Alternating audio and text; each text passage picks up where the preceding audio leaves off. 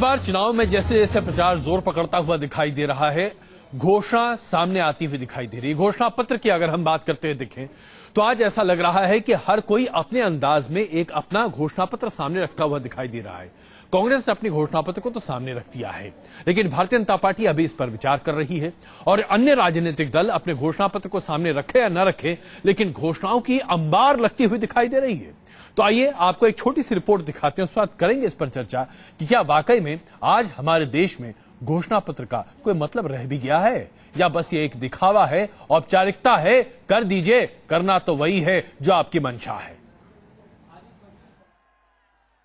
गुजरात बनाने का मतलब होता है 2014 का चुनावी जंग चरम पर है। जाहिर है इन सब के बीच दावों और वादों की फुलझड़ियां भी खूब झर रही हैं। देश की दो मुख्य पार्टियां कांग्रेस और बीजेपी इस खेल में सबसे आगे।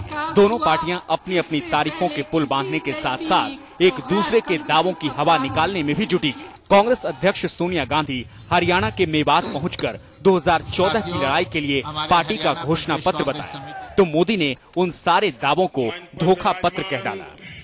इस बार के घोषणा पत्र में कई क्षेत्रों में बिल्कुल नई पहल की है, जिसमें हमने सभी देशवासियों के लिए स्वास्थ्य के अधिकार का वादा किया है, जिससे मुफ्त में सबकी सेहत की देखभाल एक सच्चाई बनकर सामने आए।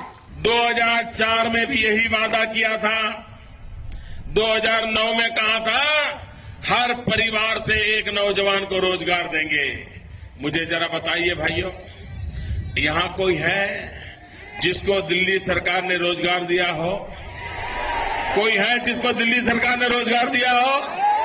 कोई है भाई जिसको दिल्ली सरकार ने रोजगार दिया हो? और उसके बाद भी फिर एक नया धोखा पत्र। मोदी ने कांग्रेस के वादों पर जरूर तंज कसे, लेकिन साथ ही ये बताना भी नहीं भूले कि अगर उनकी सरकार आई तो वो क्या क्या करेंगे। हिंदुस्तान के गरीब से गरीब को भी हम रहने का मकान देंगे। इस देश में कोई ऐसा नहीं होगा जिसके पास रहने के लिए घर न हो, ऊपर छत न हो। मोदी ने सोनिया के घोषणा पत्र को धोखा पत्र बताया, तो भला सोनिया खामोश कैसे रहती?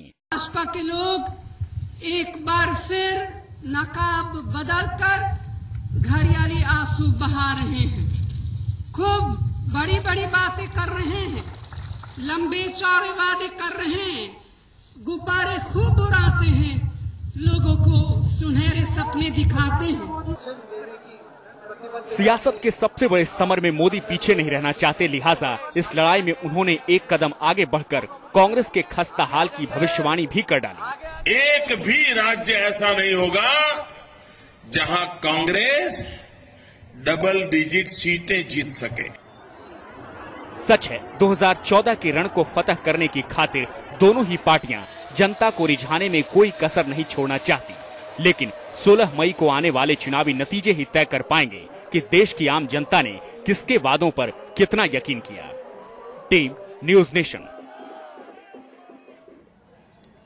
तो चुनावी उद्घोषणा का अंबार लगता हुआ दिखाई दे रहा है। हर कोई अपनी बात सामने कहता हुआ दिखता है, लेकिन हर कोई दूसरे के गुब्बारे में सुई चुभोने में कोई कसर भी छोड़ता हुआ नहीं दिखाई दे रहा है। बात करने के लिए आज हमारे साथ 3 वरिष्ठ मेहमान मौजूद हैं।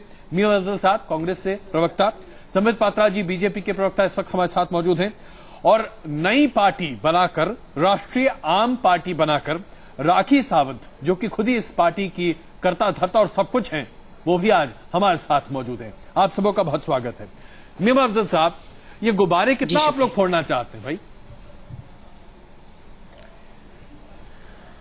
पता नहीं, ये गुब्बारे वाली बात जो है आजकल बहुत सवाल पूछा जा रहा है जी।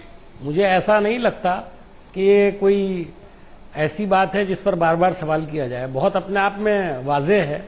एक मिसाल होती है कि बहुत से लोग बड़ी घोषणाएं करते हैं, गुब्बारे की तरह अपने आप को फुलाते हैं और एक सुई चुभने पर फूट जाते हैं।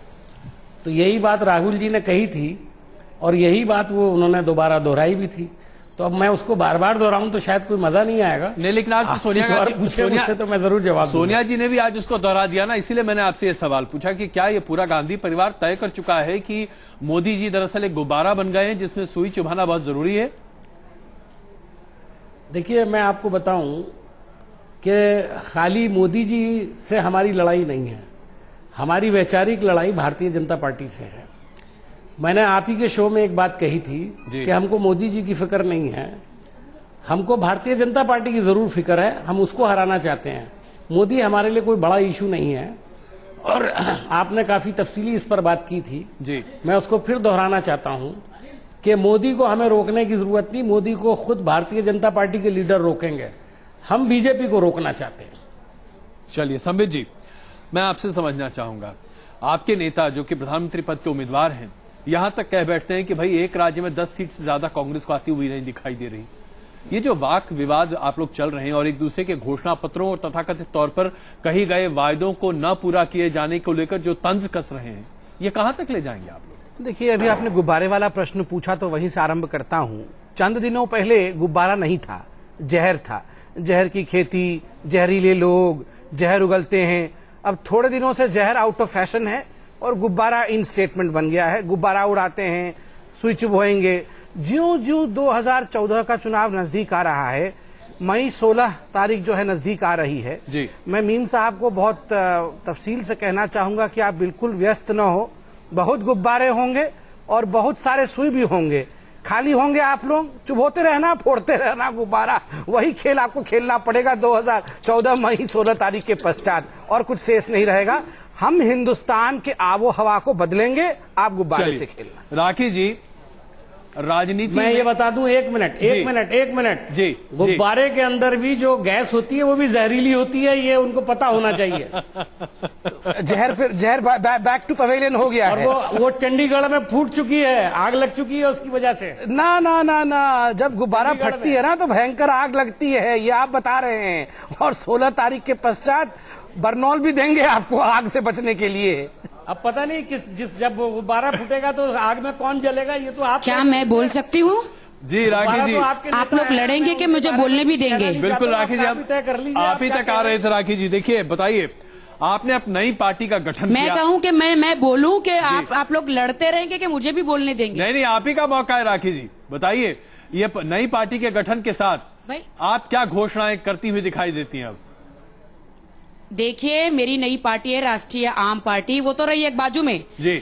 मैं पूछना चाहती हूँ कांग्रेस से, बीजेपी से, आप दोनों एक दूसरे पर इल्जाम लगाते रहेंगे, आप गुब्बारे फोड़ेंगे, आप गैस फैलाएंगे, आप सुई चुबो देंगे, आप लोग क्या क्या चुबोएंगे? आप लोग आपस में इतना लड़ रहे हैं, वो कहते हैं हम बीजेपी को आगे नहीं आने देंगे, वो कहते हैं हम कांग्रेस को आगे नहीं देंगे। भैया, आप लोग इतना लड़ रहे हो आपस में, मुझे एक बात बताओगे, जनता के दुखों का क्या होगा? जनता जो दुखी है उसके लिए कौन सोच रहा है? मेरे भाइयों, आप लोग आपस में एकदम वॉर हो रहा है, एकदम हिंदुस्तान पाकिस्तान का। भाई, जनता के लिए कौन सोच रहा है? जनता दुख में पड़ी है, रो रही है, आत्महत्या कर रही है, मर रही है किसान। अच्छा मेरे भाई, ये लड़ने का समय नहीं है। बिल्कुल, यही जनता के बारे में सोचने का समय है। राखी जी, यही तो सवाल हम भी बार बार उठा रहे हैं। अब ऐसे में आप भी तो मैदान में कूद पड़ी हैं अपनी मिर्ची के साथ, ये मिर्ची किसको लगाएंगे आप? देखिए, अभी मुझे मिर्ची चुनाव चिन्ह मिला नहीं है, ईश्वर करे बहुत जल्द मिल जाएगा जी। तो फिर ये जो सब बड़े बड़े जो नेता बहुत भाषणबाजी करते हैं, इनकी लाइफ में मिर्ची तो डेफिनेटली मैं घोलने वाली हूं, क्योंकि मैं पक्का जीत के आने वाली हूं। अच्छा ये बताइए, भारतीय जनता पार्टी के साथ आपने कहा था कि आप भारतीय जनता पार्टी की बेटी हैं, संबित जी आज हमारे साथ बैठे हैं जी, और भारतीय जनता पार्टी ने आपको शायद वो तवज्जो नहीं दिया, वो ध्यान नहीं दिया, तो पहली मिर्ची भारतीय जनता पार्टी के लिए या पहली मिर्ची कांग्रेस के लिए? देखिए, मेरी मिर्ची की जो जलन है वो उनके लिए जो गरीबों का जो खून चूसते हैं और एसी में बैठ के अपने पेट फुलाते हैं और अपनी जिंदगी एकदम ऐशो आराम से जीते हैं। अच्छा, उनके लिए है जो गरीबों का हक देते नहीं है। कुछ लोगों का नाम लेकर बताइए ना राखी जी, आप तो राजनीतिक, मैं किसी पार्टी का नाम नहीं ले सकती। देखिए, नहीं, आप ये ना बोले कि मुझे भारतीय जनता पार्टी ने टिकट दिया या नहीं दिया या मैं नाराज हूं, वो मैं जानती हूं और वो जानते हैं। हाँ, मैं उनकी बहुत इज्जत करती हूं, मैं सभी दिग्गज नेताओं की बहुत इज्जत करती हूं, रिस्पेक्ट करती हूं।